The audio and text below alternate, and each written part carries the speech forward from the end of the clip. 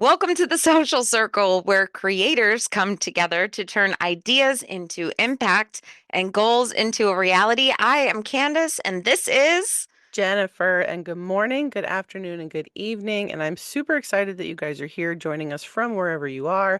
And let's get into this today. we are going to be talking about storytelling and how you can connect with your audience through telling your own story. And before we come to that, I'm just going to share a quick story of my own. Recently, I posted a podcast about relationship in my life that was with a narcissist. And I started posting about it on threads and I posted about it on TikTok, just different snippets. And the reaction from people has been overwhelmingly beautiful. And just the level of responses and people relating to it, sharing their own stories because they connected to it on a deeper level. And that's the power of storytelling.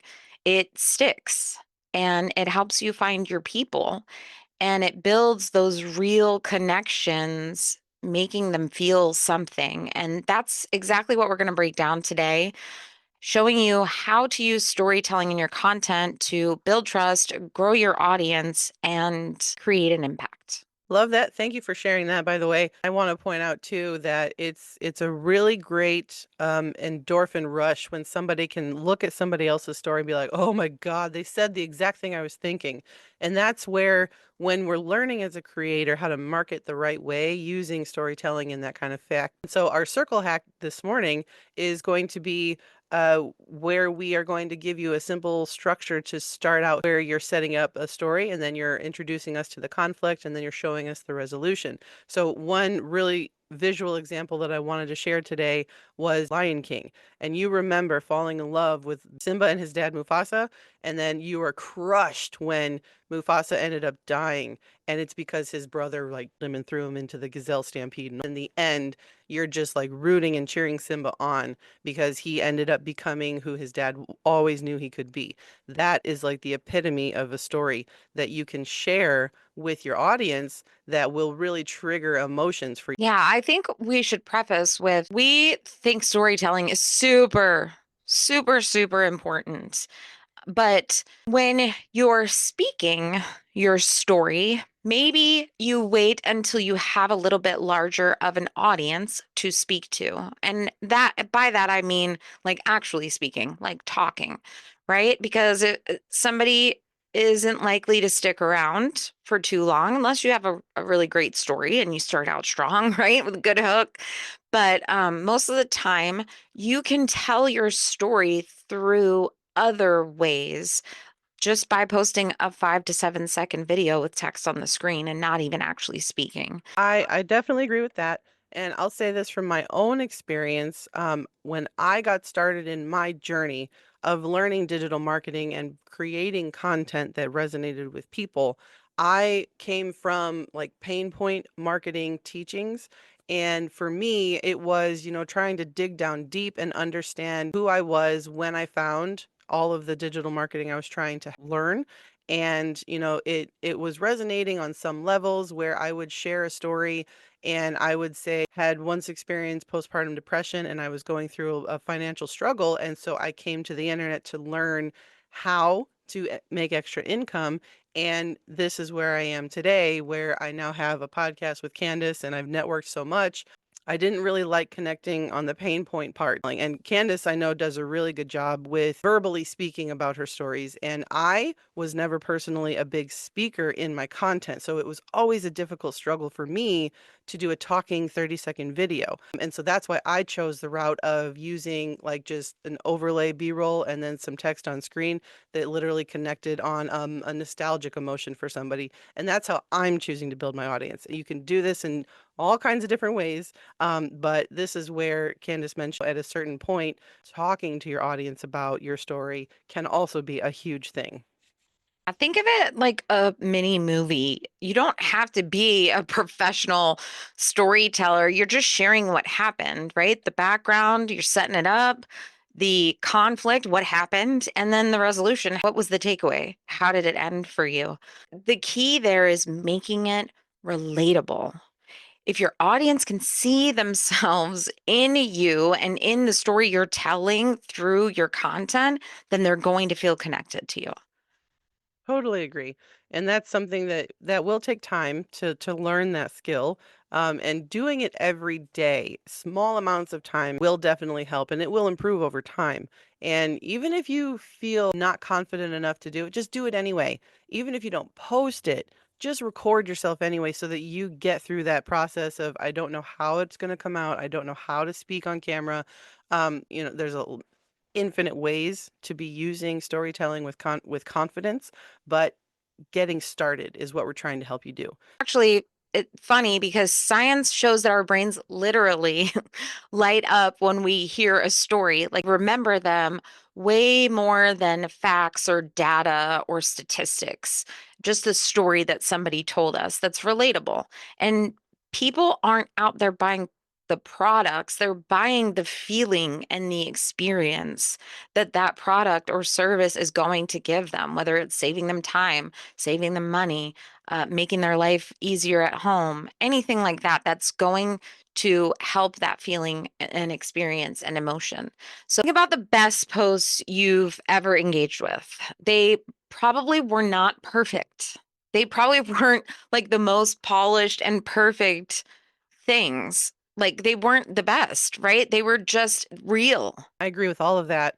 And it's definitely giving that like what is it? Somebody watching through the window. I can't remember the Hmm. exact phrasing, but letting them into your life because they're always curious. People are always going to be curious how the other person is living life. Yeah. And that's why so many influencers have such great followings because they've mastered that skill of letting people in just enough with that little story that they're telling. I think Jeffree Star, I didn't really follow at all, but they, now got their own makeup line and literally the only thing that they're doing is just chatting with us like a coffee and then showing a product that they're using while, and this Mhm. is one example, like I said, infinite ways of storytelling, but their main character here is telling something that's going on and then in the background of what's happening they're showing a product. And if you're trying to do, product based content but storytell in a way, that's one idea. I myself got connected to a mom on Instagram who was just dancing around on the screen and she would have like a voiceover saying, I look like I'm having a great time dancing, but deep down, I'm going through the worst kind of depression and anxiety at my age that I've never realized before. And this is what I'm doing to get through it. I'm talking and sharing and, therapy and all of these things. And I'm like, shit, that's me on that day. So it's like I connected to her because she was very real and raw in her open. I'm not telling you guys to come out here and, just give us the whole thing, Yeah, planning out the oversharing can strategy. feel a little messy Yes, sometimes. oversharing and telling too much at once is not the best strategy to go with. In fact, it can be a deflector. And we'll go back to being authentic with sharing your storytelling. Just be you because there's only one you. And I don't think anybody can copy you and it come off as authentic as you could do it. So definitely always remember that you are only you and you can tell your story only the way you can. I think that's like the biggest thing that a lot of people forget. You either don't have the confidence or you just don't believe you can do it. And you totally can. You just have to come up with a creative way to do it so that you're comfortable and then that comes across in your content. That's why brands like Apple and Nike don't just say, here's our product. They tell you a story. Oh yeah. They tell you a I love their story. commercials. Yeah. It's their story, but also they make you feel like you can relate to it. So they use their story, but they make it about their audience and they use everything from happiness to frustration. Every emotion possible helps your content stick. Even the small everyday moments can be powerful if they're told the right way. Sharing your cup of coffee with us. I know we have a mentor of ours that does every day. She does a coffee chat where she just shows up on screen with her cup of joe and she's just raising her glass and then her whatever her thought is for the day, it's her coffee chat. And it resonates with so many people because it's such a relatable, hey, I'm just here chatting with you guys. And that's the kind of feel you want to have, that kind of open conversation. Going off of Nike, which everybody loves Nike, I'm going to choose to go with Taylor Swift as my icon of the moment here because I find that her marketing skill has just been elevated over the last 2 decades that we've been watching this child. Yeah, Because she's brilliant. She is a she's brilliant amazing. marketer. Yeah, and she started with just, showing up and talking about the powerful storytelling that she does in her songwriting, but not only in the songs that she's written, it's just her entire presence in her tours, in her social media. She's just very real and raw.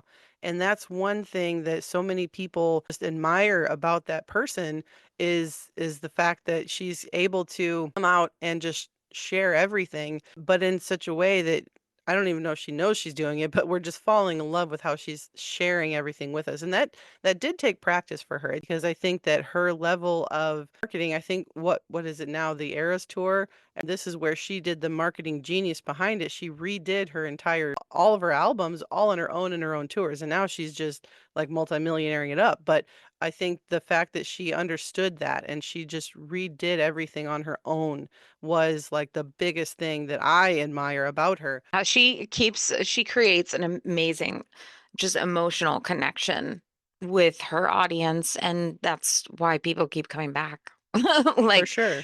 that's why Yeah. people keep coming back. I do want to highlight today inside of our VIP circle, Jess, scrunchiemom.com. And just to talk about telling your story, she shares a lot about her views, her life, her home life, her switching out ingredients, making things from scratch, that kind of a thing. So this is Jess's account, scrunchiemom.com. And you'll see that she regularly posts, different things. She no longer things she doesn't buy at the grocery store and things like that. This one here she posted recently. Okay, now she got some pretty nasty comments that I don't even want to show on our podcast, honestly. Um, but she was sharing her story. She was sharing about who she was.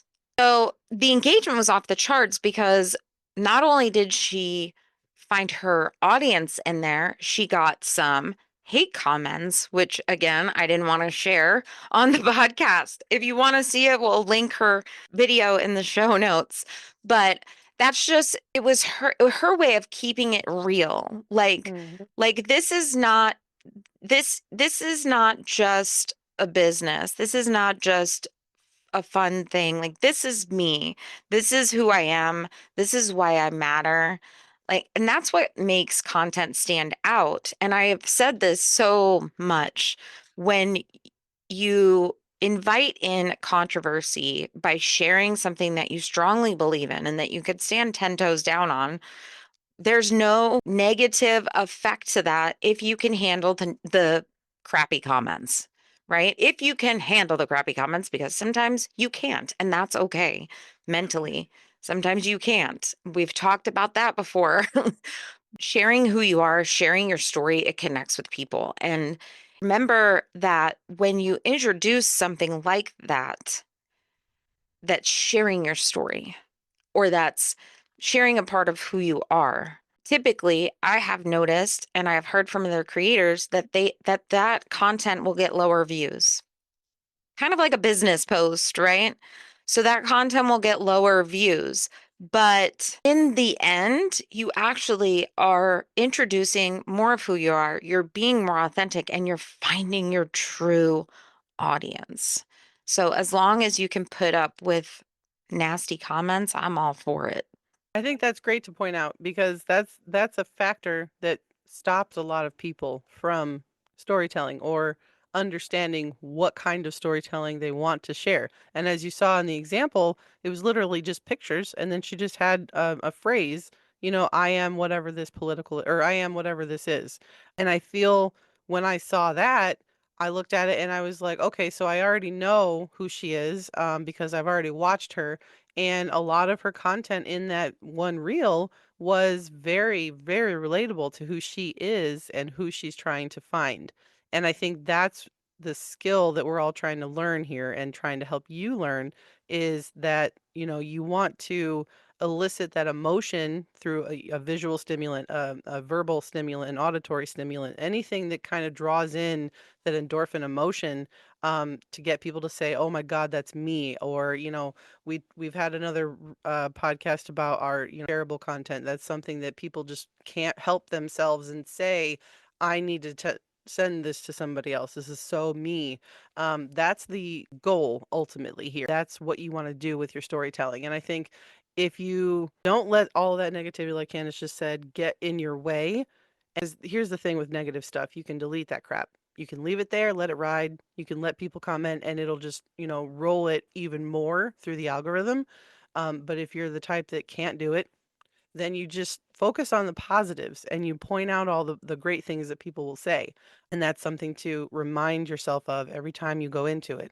And I hope that today's podcast was like helping you figure out a little bit, or at least spark some inspiration for you on what kind of storytelling you could do. It storytelling by speaking, storytelling by short reels with a subject on it, and then also just an auditory video thing. So on that note, if you were struggling to figure out how to connect with your audience, you want to DM us, and we are going to be Mr. Marketing Chick here and Jen Radelack here on Instagram. Please come and find us. And if you enjoyed this episode, you definitely want to make sure you hit that subscribe button. If you are ready for next level support, remember that we do live streams inside of our community twice a week. You can join our VIP social circle. And if you're new to content creation, once you get there, make sure you check out our boot camp. It's brand new. It's where we are going to walk you through mindset in being an entrepreneur all the way to scaling your business. And be sure you like and follow this podcast so that you get weekly updates from us, your girls, Candace and Jennifer. That's right. Your sharing your story is what makes your content stand out. Just make sure people can feel seen because that's when they connect with you, and connection leads to community. So we'll see you next week. See y'all.